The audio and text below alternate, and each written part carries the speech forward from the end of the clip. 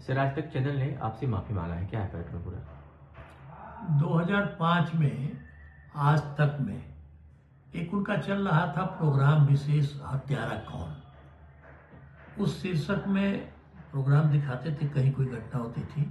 संजोग से उसके करीब 7-8 साल पहले हमारे शहर के ही बहुत अच्छे हम लोगों के पारिवारिक मित्र और वह निर्मल रूंगटा, वह मेरे यहाँ बंगले पर लखनऊ राजभवन कॉलोनी का 9 नंबर बंगला था। उसमें मैं तो था नहीं, दौड़े पर था, लेकिन सभी लोग जैसे राजनीतिक लोगों के यहाँ जाते हैं, फ्रेश होते हैं, क्षेत्र के लोग नहाते हैं, धोते चले जाते हैं, उसी तरीके से कानपुर से वो आ रहे थे आजमगढ़, वहाँ फ्रेश हुए और वहाँ से आजमगढ़ के लिए निकले, लेकिन वो पहुंचे नहीं आजमगढ़। अब वो कहाँ गए और पता ही नहीं चला। वो उस पर CBCID इंक्वायरी तक हुई, फिर फाइनल रिपोर्ट लग गया, नहीं पता चला, क्योंकि उनके घर वालों ने ही लिख के दिया कि फाइनल तो लग गया है, अब हमको सर्टिफिकेट दे दिया जाए। उनकी जरूरत रही होगी, मांगा होगा। लेकिन उसके 5 साल बाद 2005 में आज तक में ये प्रोग्राम चलाए जिसमें इस प्रकरण को दिखाए, तो कोई बात नहीं। लेकिन उसमें यह दिखाए कि आखिरी समय वह डॉक्टर संतोष कुमार सिंह के आवास पर गए और फिर वहां से निकले, तो कहाँ गए नहीं पता नहीं चला। तो सवाल यह है कि कोई किसी के बंगले पर जाता है, चाहे रुकने, नहाने, धोने या ऐसी सुविधा के नाते, तो कोई उसके घर थोड़ा पहुंचाने जाता है कि जो आया हो चलो उसको घर छोड़ के आते हैं। अब वो गए तो कहाँ गए, अब ये तो वो लोग बता सकते हैं जो लोग, पता नहीं चला। ये इन्होंने दिखाया कि वो संतोष सिंह एक अच्छे दोस्त थे उनके, तो इंगित कर रहा था, लग रहा था ऐसा जैसे मेरा हाथ हो उसमें। मैंने इस पर बजाय किसी से बात किए, पढ़ने के बाद क्रिमिनल डिफेमेशन सूट दाखिल किया और 15 साल तक यह चलता रहा। उनको नोटिस हुई। अरुण पुरी जी जो इसके मालिक हैं, प्रभु चावला जी और बालकिशन जो इंटरव्यू लिए थे, और वो हाई कोर्ट में अब डिसीजन हुआ है, डेट पड़ती रही, बहस होती रही। उन लोगों ने बिला शर्त माफी मांगा कि हमसे गलती हुई और यह खबर गलत चली।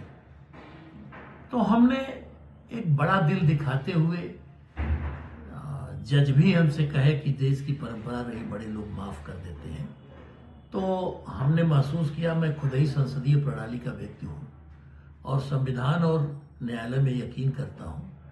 अगर उस परंपरा को कायम करने की बात, बढ़ाने की बात रही, तो मैंने एक्सेप्ट कर लिया कि ठीक है, माफ कर दिया जाता है। उन्होंने इस पर जरूर कहा कि मैं 2 दिन अपने माफीनामा का खुद ही अपने टीवी पर प्रोग्राम चलाऊंगा, ताकि लोग जान सके कि गलती हमसे हुई और आपने इसको माफ कर दिया। और वह कल भी चला, आज भी चला, सॉरी कल नहीं, आज चला 8 से 8:30, अभी चलेगा 2 से 2:30, और फिर कल चलेगा 8 से 8:30 शाम को और 10 से 10:30 रात में। तो ठीक है, उस परंपरा का निर्वहन करते हुए हमने, जेटली ने माफ किया केजरीवाल को, सोनिया गांधी ने माफ कर दिया राजीव गांधी के हत्यारों को। तो आज तक चैनल से अगर कोई, किसी भी मीडिया से कोई राजनीतिक आदमी का द्वेष हो ही नहीं सकता। ये तो डेमोक्रेसी के 4 खंभे हैं। सबसे बड़ी व्यवस्थापिका है, फिर न्यायपालिका है, फिर कार्यपालिका है, फिर मीडिया है।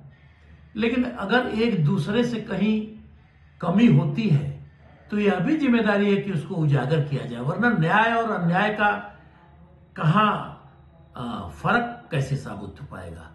तो ये दोनों खंभों में कहीं अगर दिक्कत आती है तो इसका फैसला तो अदालत ही कर सकता है, और वह सबसे सर्वोच्च जगह है। इसलिए मैं गया, और आज भी मुझे आज तक या मीडिया से कोई द्वेष नहीं है, कोई मेरा ईर्ष्या नहीं, कोई मतभेद नहीं, लेकिन वह घटना बिना परखे, बिना जांचे, बिना सच्चाई के इस तरीके से दिखाना जैसे किसी के चरित्र हत्या हो, मैं इससे सहमत नहीं था। इसलिए मैं न्यायालय का शरण में गया और जो हुआ उन्होंने बिना शर्त माफी मांगा। हमने उसको परंपराओं के बड़ी परंपराओं को देखते हुए इस देश का मैंने भी माफ कर दिया। मैं चाहता हूं कि आगे भी लोग जब कुछ करें तो ये बड़ा ही महत्वपूर्ण है मीडिया, उसको भी थोड़ा अपनी जिम्मेदारियों को, जैसे हम लोगों को महसूस करते हैं लोग कि जिम्मेदारी निभानी चाहिए, बच के चलना चाहिए, उसको भी अपनी थोड़ी जिम्मेदारी सही तरीके से निभाना चाहिए। ये मेरा एक सुझाव है।